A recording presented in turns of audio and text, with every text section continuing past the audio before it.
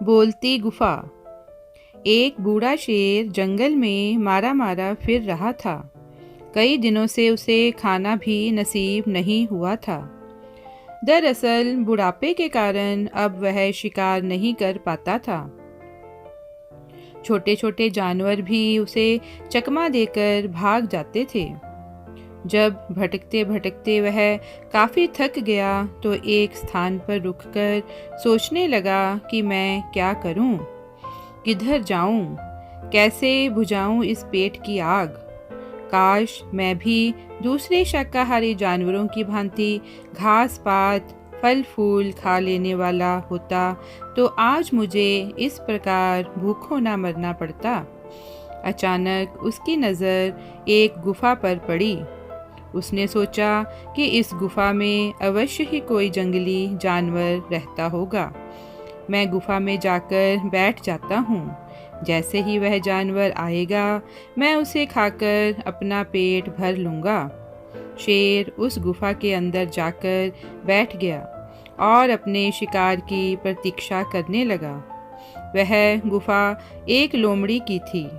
लोमड़ी ने गुफा में जाते शेर के पंजों के निशान देखे तो वह फौरन खतरा भांप गई, परंतु संकट सामने देखकर उसने संयम नहीं खोया, बल्कि उसकी बुद्धि तेजी से काम करने लगी कि इस शत्रु से कैसे बचा जाए।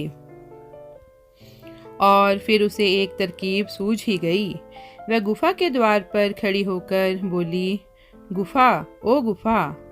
जब अंदर से गुफा ने कोई उत्तर ना दिया तो लोमड़ी बोली, सुन रही गुफा, तेरी मेरी यह संधि है कि जब भी मैं बाहर से आऊँगी तो तेरा नाम लेकर तुझे बुलाऊंगी। जिस दिन तुम मेरी बात का उत्तर नहीं दोगी तो मैं तुम्हें छोड़कर किसी दूसरी गुफा में रहने चली जाऊंगी। जवाब ना मिलता देख लोमड़ी बार बार अपनी बात दोहराने लगी। अंदर बैठे शेर ने बार बार लोमड़ी के मुंह से यह बात सुनी तो वह यह समझ बैठा कि यह गुफा लोमड़ी के आने पर ज़रूर बोलती होगी। अतः अपनी आवाज़ को मधुर बनाकर वह बोला, अरे आओ आओ लोमड़ी मौसी, तुम्हारा स्वागत है। अरे शेर मामा, तुम हो?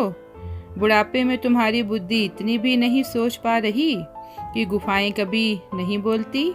यह कहकर लोमड़ी तेजी से पलटकर भागी।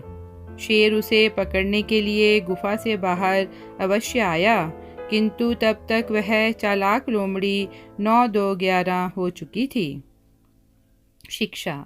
इस कहानी से हमें यही शिक्षा मिलती है कि संकट के समय में बुद्धि से काम लेना चाहिए और हमें घबराना नहीं चाहिए। चतुर बंदर और मूर्ख मगरमच्छ। एक नदी के किनारे एक जामुन के पेड़ पर एक बंदर रहता था। उस नदी में एक मगरमच्छ भी रहता था। उन दोनों में दोस्ती हो गई। बंदर रोज मगरमच्छ को जामुन तोड़कर खिलाता था। मगरमच्छ जामुनों को अपनी पत्नी के लिए भी ले जाता था।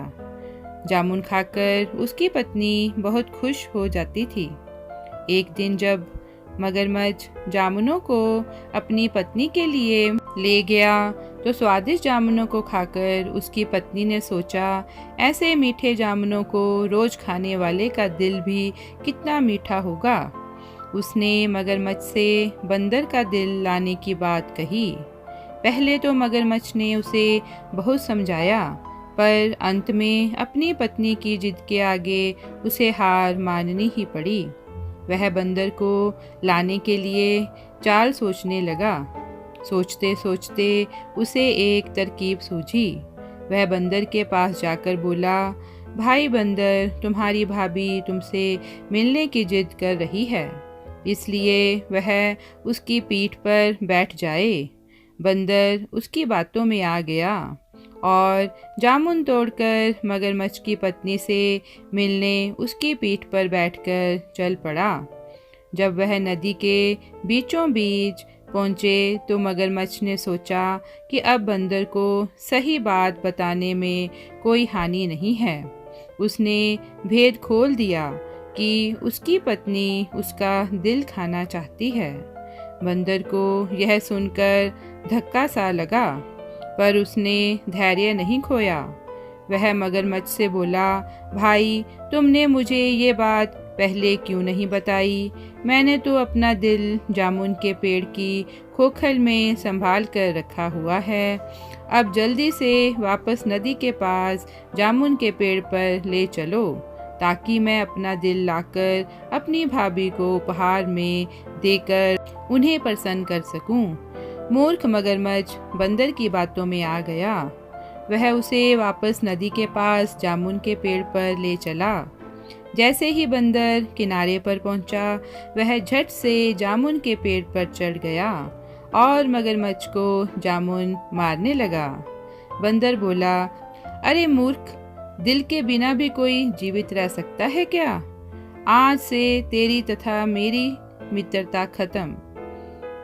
इस कहानी से हमें यही शिक्षा मिलती है कि कठिन समय में धैर्य से काम लेना चाहिए और हमें हिम्मत नहीं हारनी चाहिए। बिना पूंछ की लोमड़ी। एक दिन एक लोमड़ी जंगल में घूम रही थी। वह शिकारी के जाल से अनजान थी। घूमते घूमते वह शिकारी के जाल के पास आ गई। लोमड़ी की पूंछ शिकारी के जाल में फंस गई और छुड़ाने की कोशिश में पूरी पूंछ ही उखड़ गई। लोमड़ी को बहुत दर्द हुआ। अपनी कटी पूंछ को देखकर लोमड़ी को बहुत रोना आया।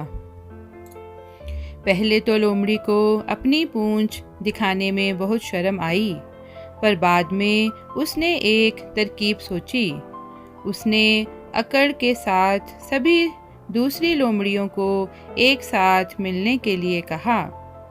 जब वे सब एक जगह एकत्रित हो गई, तो उस लोमड़ी ने दूसरों के सामने प्रस्ताव रखा कि सब अपनी अपनी पूंछ हटा लें। उसने सफाई दी कि शिकारी को पकड़ते समय पूंछ से बड़ी असुविधा होती है और उसे पूंछ रखने का कोई खास फायदा नहीं लगता। तभी उनमें से एक लोमड़ी ने कहा, ये सब तो ठीक है, पर लगता है कि हमें अपना ये खास अंग सिर्फ इसलिए हटा देना चाहिए क्योंकि तुमने इसे खो दिया है। यह सुनकर लोमड़ी शर्म से उस जगह से चली गई। शिक्षा। इस कहानी से हमें यही शिक्षा मिलती है कि हर बात का विश्वास नहीं करना चाहिए। धन्यवाद। आशा करते हैं कि आपको ये कहानियाँ अच्छी लगी हों।